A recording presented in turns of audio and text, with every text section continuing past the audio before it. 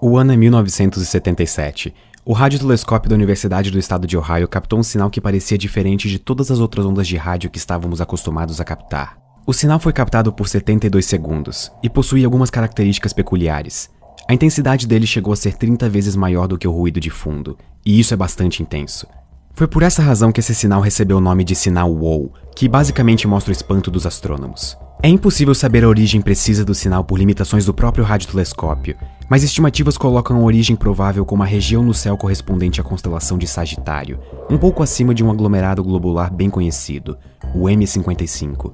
Mas talvez o que mais chama atenção é o fato de o sinal estar próximo à frequência de 1420,41 MHz.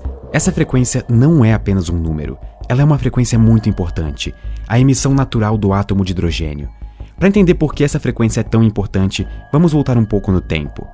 Em 1959, um artigo publicado por 2 físicos na Universidade de Cornell tentou dar a primeira resposta séria para a pergunta de como poderíamos começar a procurar por civilizações inteligentes no universo. De acordo com eles, essa comunicação só poderia ser feita através de ondas eletromagnéticas, como por exemplo as ondas de rádio e micro-ondas. Mas existia um problema. Diferentes partes do espectro eletromagnético podem sofrer interferência, difração, serem absorvidas e muito provavelmente nem sair da atmosfera dos planetas. Com todas essas dificuldades, seria muito bom se existisse uma frequência simplesmente perfeita. E adivinhem, existe. E ela é justamente a frequência emitida naturalmente pelo hidrogênio, o elemento mais abundante do universo. E essa frequência seria a escolha mais provável por alguns motivos. Primeiro, como já dito antes, por ser o elemento mais abundante do universo, qualquer civilização inteligente conheceria essa frequência e seria capaz de detectar os sinais enviados nela. E a frequência emitida pelo hidrogênio também está dentro de uma região do espectro eletromagnético conhecida como buraco de água. Essa região é especial para a radioastronomia, porque é uma região extremamente silenciosa, sem muito ruído. Como qualquer civilização inteligente conheceria essa região do espectro, ela é o mais provável canal de comunicação para nós falarmos com civilizações inteligentes. Talvez seja isso que tenha feito o sinal WOW tão famoso e importante. Foi uma detecção dentro da faixa de frequências em que esperaríamos receber sinais de outras civilizações. E não só isso, a frequência também era muito próxima da que o hidrogênio emite. Ainda assim, é difícil afirmar com certeza que o sinal WOW foi enviado por alguma civilização inteligente. Isso ainda é uma questão aberta, e talvez continue assim para sempre. Existem várias hipóteses que tentam dar origens não inteligentes ao sinal, e tem mais uma peça faltando nessa quebra-cabeça. Por que o sinal WOW nunca mais foi detectado? Mas vamos parar por um momento e pensar no seguinte, vamos inverter os papéis. E se nós fôssemos uma civilização inteligente querendo mandar uma mensagem através do universo? Como que nós faríamos para garantir que as outras civilizações da galáxia entenderiam a nossa mensagem? Vamos pegar, por exemplo, a famosa mensagem de Arecibo, enviada em 1977. Você está ouvindo essa mensagem nesse exato momento. Se você fosse uma civilização extraterrestre, esses seriam os sinais que você detectaria vindos da Terra. A mensagem de Arecibo foi a mais potente transmissão já enviada para o espaço na história. Ela pode ser detectada em qualquer lugar da galáxia desde que a suposta civilização tenha uma antena do tamanho da do radiotelescópio de Arecibo. Mas o que torna essa mensagem tão marcante não é só a potência e a tecnologia. A própria mensagem proporciona grande reflexão. Pensem no seguinte cenário. Você tem apenas alguns minutos para mandar qualquer informação sobre a sua civilização, sobre toda a sua história, sobre todo o conhecimento da humanidade. O que você mandaria? E eu tenho ainda mais uma pergunta. Como você mandaria? Qual seria o teor da mensagem? Você escreveria um texto ou mandaria uma mensagem de áudio? Seria em português, inglês ou esperanto? A mensagem de Arecibo, por exemplo, era uma mensagem binária. Ela era constituída de 1679 bits que teoricamente poderiam formar uma imagem quando esses bits fossem ordenados. Tudo nessa mensagem foi pensado pelas mais brilhantes mentes da busca por vida inteligente fora da Terra, incluindo Frank Drake, o criador da equação de Drake, e Carl Sagan. Bom, eu acho que vocês sabem quem ele era. O número de bits 1679 é um número especial. Ele é o resultado da multiplicação de 2 números primos, 73 e 23, que são respectivamente a altura e a largura da imagem formada pela mensagem. E na parte de cima da mensagem temos os números de 1 a 10 escritos de forma binária. Logo abaixo nós temos os átomos que compõem o DNA humano. Eles estão representados pelos seus números atômicos. 1 é o hidrogênio, 6 é o carbono, 7 é o nitrogênio, 8 é o oxigênio e 15 é o fósforo. E além dos átomos, também temos os nucleotídeos que formam o nosso DNA.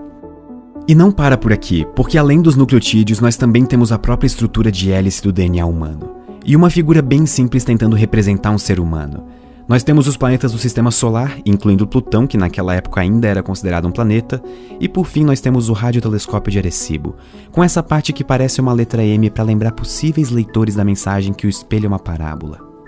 Cada detalhe dessa mensagem foi pensado para facilitar que qualquer civilização suficientemente avançada consiga decodificar o conteúdo. Só que ainda assim, troque as linhas pelas colunas e você acaba com uma mensagem impossível de entender. Se comunicar com civilizações inteligentes é mais difícil do que parece. A nossa cultura, a nossa linguagem e a nossa própria maneira de pensar, tudo indica que todas essas são características da nossa própria civilização. Quando os primeiros colonizadores chegaram nas Américas, eles não sabiam falar a língua dos nativos. Mas todos eram humanos. Todos sabiam o que era sentir fome. Todos sabiam o que eram mãos, o que eram pés e o que eram olhos. Todos sabiam que a água matava a sede e que era uma substância essencial para viver. É como se existisse uma espécie de dicionário fundamental para nossa espécie, o que facilitou a comunicação. Mas agora, tenta imaginar formas de vida inteligentes não humanas de fora da Terra. Você não sabe como e o que eles pensam, o que eles sentem ou como eles se comunicam. Você não sabe se a evolução da vida naquele planeta foi similar à nossa. Então eu volto à pergunta inicial. Existe alguma linguagem fundamental para o universo? Algum conjunto de símbolos, ideias ou até mesmo conceitos que sejam o mesmo para qualquer ser consciente do cosmos? É aqui que as coisas começam a ficar estranhas, porque a resposta prática é não. Pegue o binário que foi utilizado na mensagem de Arecibo, por exemplo. Números binários são representações de outros números, que por sua vez também são representações. Eles são tão utilizados hoje em dia porque nós descobrimos a computação, e praticamente todos os nossos computadores utilizam eles para representar a informação. Então, não é como se números binários fossem alguma espécie de linguagem universal. Mas e a matemática? 1 mais 1 igual a 2 aqui na Terra e em qualquer outro lugar do universo, correto?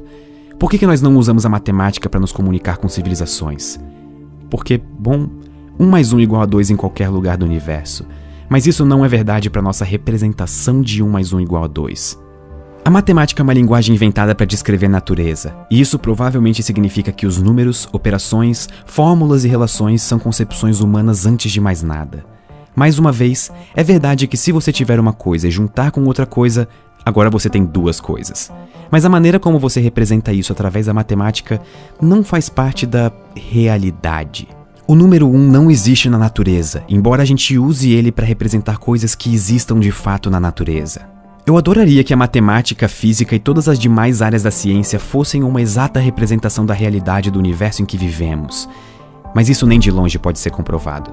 Nós humanos trabalhamos com conceitos, nós trabalhamos com abstrações. Nós criamos uma linguagem complexa e desenvolvemos ela por milênios até descobrirmos cálculo, física, relatividade e computação.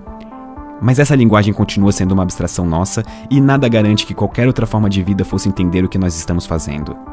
Nada garante que os símbolos que os aliens criaram para descrever o universo e a realidade que eles experienciam à sua volta não sejam completamente diferentes dos nossos. Nada garante que existe alguma ideia que ligue a nossa ciência com uma possível ciência de civilizações extraterrestres. Por exemplo, nós conhecemos Pi, mas quem garante que outras civilizações tenham uma classificação apenas para números irracionais? Vai que para essas civilizações, Pi esteja escondido dentro de algo ainda mais fundamental. Da mesma maneira que nós podemos ter várias coisas ainda não descobertas na ciência, nos esperando nos lugares mais óbvios. As leis da física e os princípios que governam a natureza são universais. Mas a maneira como nós representamos essas coisas nem de longe pode ser considerada universal. A física quântica, por exemplo, ela funciona por uma coincidência, no sentido de ser só uma bela teoria matemática que por algum motivo funciona e faz previsões, ou ela descreve fielmente a realidade? E o que é realidade? Em praticamente todos os filmes, livros e séries que retratam alienígenas, sempre levamos em conta que eles interpretam tempo e espaço da mesma maneira que nós, seres humanos. Mas até a nossa própria consciência, que até onde tudo indica é o que nos permite experienciar a vida real da maneira que experienciamos ela, ainda está longe de ser entendida. Talvez seja por isso que ainda não fizemos contato com ninguém. Talvez todo mundo no universo esteja tentando mandar algo completamente normal para suas culturas, mas impossível de entender para as outras civilizações. Ou quem sabe nós realmente estamos sozinhos no universo, e não importa o quão avançada seja a nossa matemática, a nossa ciência, a nossa linguagem ou a nossa tecnologia, nós nunca teremos respostas porque não existe ninguém para nos responder. Ainda assim, é interessante perceber o desenvolvimento e o amadurecimento das nossas ideias como humanidade. Se um dia acreditamos que o nosso conhecimento era ilimitado e que poderíamos saber tudo sobre a natureza, hoje temos quase certeza que não.